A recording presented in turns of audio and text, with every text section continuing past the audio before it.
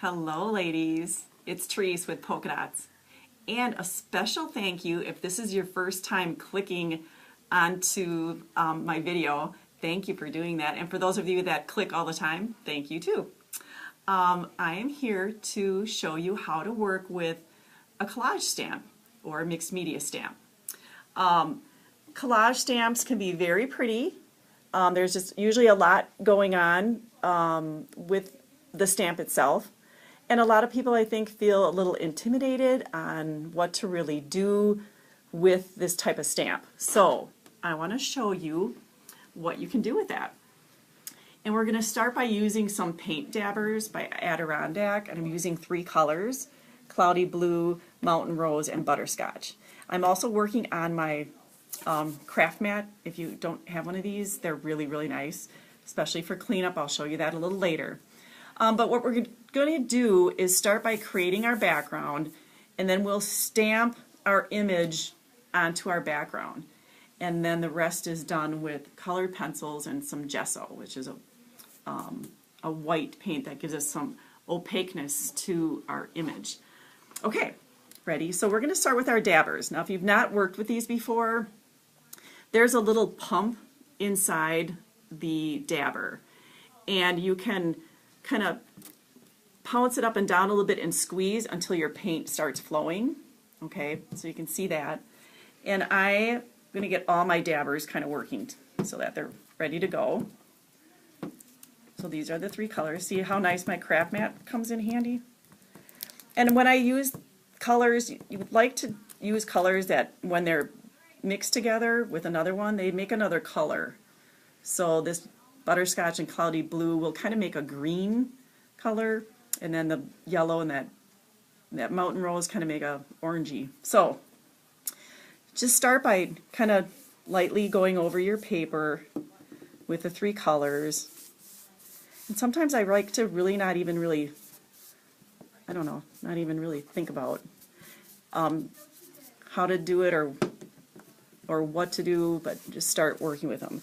And there's different ways to use these dabbers for sure. If you can see, I'm going over some of the other colors to create those other colors. The top of your dabber gets a little messed up, and you just dab off some of that excess. Okay, so we're getting really pretty color here. Let's put a little more blue here. But sometimes you want that. You can even pick up a little color from over here and just get that all. So I'm basically going to really try to cover my whole piece. The other thing is I like to use a piece that is a little bigger than what I need so that I can stamp on it and then trim off any excess. That way you're not trying to get it to be the exact size. So now we have my piece that's all colored up, and we just got to wait for it to dry. But if you're a little impatient like me, you can get out your heat tool and we'll get that dry. It just takes a minute. While that's kind of drying, I'll show you how nice and easy it is to clean up your craft mat.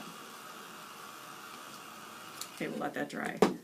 But these craft mats are great. Things come off really easily. Just spraying a little water, and ink comes off of here, paints, but cleans up really nice. So just want to point that out. All right, so now I have my background, and I'm going to take my stamp, and this I'm using just a dye-based ink, so it's going to dry really fast. Using my handy-dandy stamp press. This is another thing that's a really nice tool. And then you can just kind of place it wherever you want. I'm just going to go right in the middle for the most part. And voila! I have my stamped image. And now I can add detail back into this image by a couple different ways. Colored pencil will bring in a lot of detail, and then just adding some gesso This is just a matte finish, but it's a very opaque paint. And then I can start to add a little detail onto my butterfly, just to bring in some whiteness. You know, when we stamp, there's a lot of color, and a lot of times we lose the white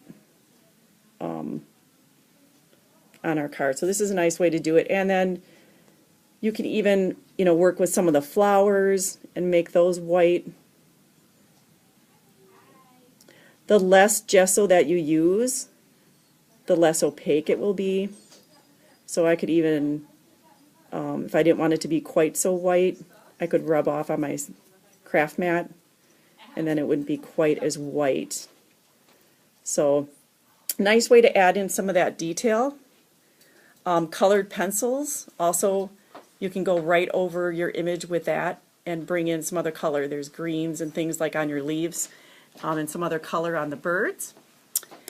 And you have your beautiful image. Then it's just trimmed up and decorated onto your card. So, I hope you enjoyed this video, but what I'd like to offer you is the 3 colors that I used, and the jar of gesso, and the penny black collage stamp. And it would normally be a $27 value, and it's a kit today for $23.99, and you know how I love free shipping, so it's going to be $23.99 and free shipping. So you can order today, click down below, or you can call the store. Thanks for watching.